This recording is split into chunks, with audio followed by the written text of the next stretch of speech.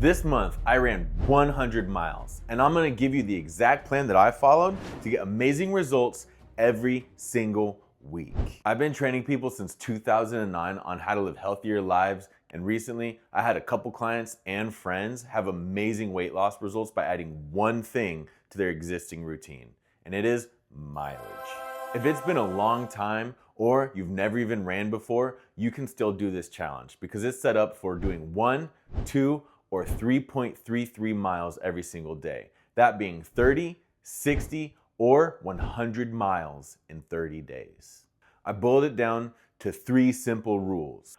Rule number 1, you must run every single day. I know it sounds crazy, but hear me out. Screenshot this right now. You're not running 100% every day. You should be adjusting your pace from day to day. If you've ever heard of the 80-20 rule, 80% of your time is in zone 1 and 2, promoting recovery. The other 20% is in upper zones or working on form.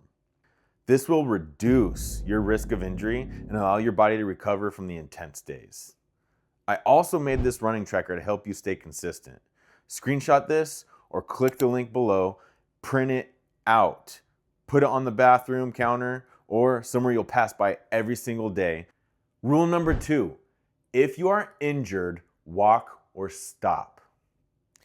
If you hurt yourself trying to get healthy, that's defeating the purpose. However, I've seen countless people talk themselves into moving at a turtle's pace with the belief that they're getting results. You need to push yourself to move faster and get better. Rule number 3, if you are not injured, run as much as possible. While you're running, it's gonna be uncomfortable. It's supposed to be uncomfortable. And I want you to ask yourself, am I hurt or am I just uncomfortable? If the answer is uncomfortable, you keep going. I highly recommend wearing a device to make sure that you're tracking your heart rate zones so you know where your heart rate's at throughout this to make sure it's not getting too high, but also so that you're pushing yourself hard enough. I will put links in the description below to show what I actually used myself. But if you don't have a device, that's okay. Check this out. Screenshot this right now. This is what each zone feels like. Zone 1 and 2 should be very easy, almost feeling too slow. Zone 3 should be kind of hard to talk. Zone 4 and 5 should be very difficult to talk and very uncomfortable. The intervals, this is where you're going to be doing spurts of higher energy. In this area, I want you to focus on form to improve your efficiency for those harder days. Before we dive into the weekly results, I wanted to answer 3 questions throughout this experiment. Number 1, will my performance improve running 3.33 miles every single day? The World Health Organization recommends 150 minutes a week. We're going to be doing a little bit more than that, unless you are a very fast runner. Number 2, will my joints fall apart with a significant increase of volume? Almost half of runners get injured and 25% of runners work through their injuries. So I want to make sure that I am not that statistic. And question number 3, will I lose weight without tracking my calories? So week 1, I was already tapping into rule 3 pretty hard. I wanted to stop really bad during my first run. I was feeling pain, exhaustion, but I asked myself, am I uncomfortable or am I hurt? And the answer was, I'm uncomfortable. So I slowed down the pace and I kept moving. I didn't stop and I finished my first run at 31:11. I was happy just to not stop. Now, what I expected didn't happen, but there was something completely unexpected that did happen to me. Pelvic floor cramping. I had a sharp pain in my lower abdomen on day 3.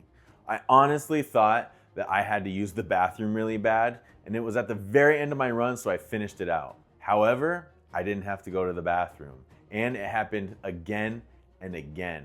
So I really looked into this, and I was getting worried. So I looked into stretches and breathing exercises to try to solve this problem before my next PR day. Hey, real quick, the noblest art is that of making others healthy. So if you learned something or you want a battle buddy in this process, please share it with another person. All right, let's dive back in. Week 2, PR Monday, The stretches worked.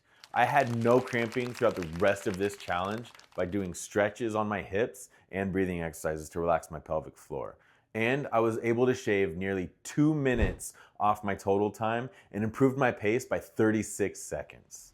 This week was not all sunshine and rainbows with another catastrophic event.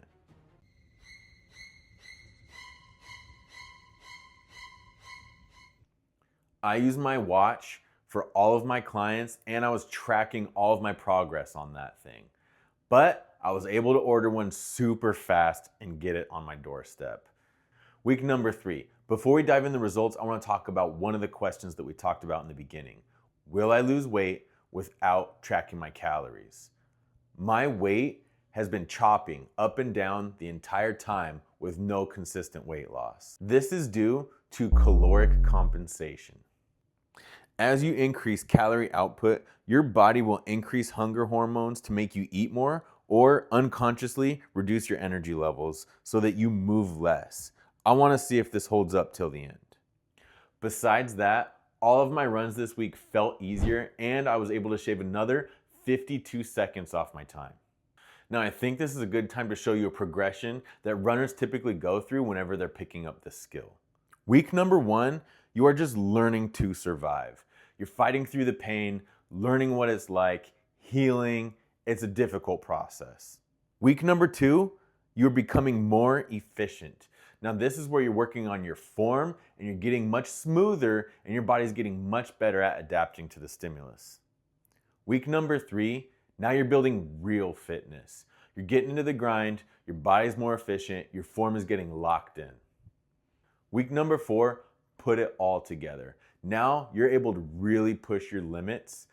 Imagine you're trying to race an old beat up car. The tires have fallen off, the steering wheel's loose.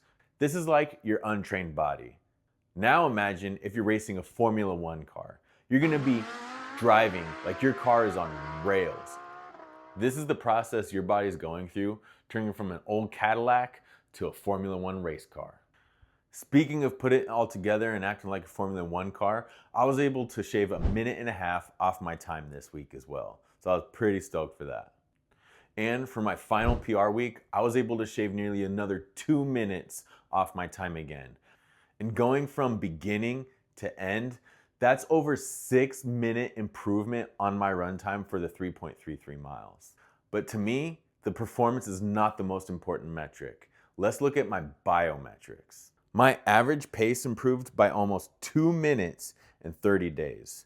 My Whoop recovery score improved by 31% on average, which is essentially saying how ready my body is to handle stress. 2 of the many metrics the Whoop uses to calculate the recovery score is the heart rate variability and the resting heart rate. HRV is how much the time between your heartbeats changes from beat to beat. It is a great indicator of showing how stressed your nervous system is. My resting heart rate reduced by nearly 10 beats per minute in 30 days, showing how much stronger and more efficient my heart got with the increased running. Now to answer the 3 questions that I asked in the beginning. Will running 3.33 miles every single day make me fitter? Absolutely. I feel like I'm a superhero version of myself 30 days ago. Number 2, will my joints fall apart from running every single day?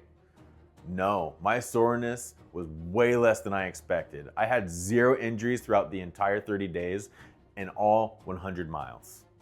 I did have the pelvic floor cramping, but I would not consider that an injury. I had to work on recovery, stretching, and breathing better to make sure that my body was prepared for that impact. And question number 3, will I lose weight without tracking my calories? The answer is yes and no. It's normal for your weight to fluctuate on a daily basis, as you can see from my chart. It's trending downward ever so slightly over the 30 days. However, I would not consider that a significant amount of weight loss. And the yes part, there's no doubt that I improved my body composition. As you can see here, my muscle mass was trending up and my fat mass was trending down. My body fat percentage improved by 3% in 30 days. So the noblest art is that of making others healthy. Please send this to a battle buddy so you're not doing it alone, to keep both of you consistent. But beware, 50% of all runners get injured annually. And if you don't want to be a part of that statistic, please watch my video on the 5 running mistakes. You're probably making at least 2 of them.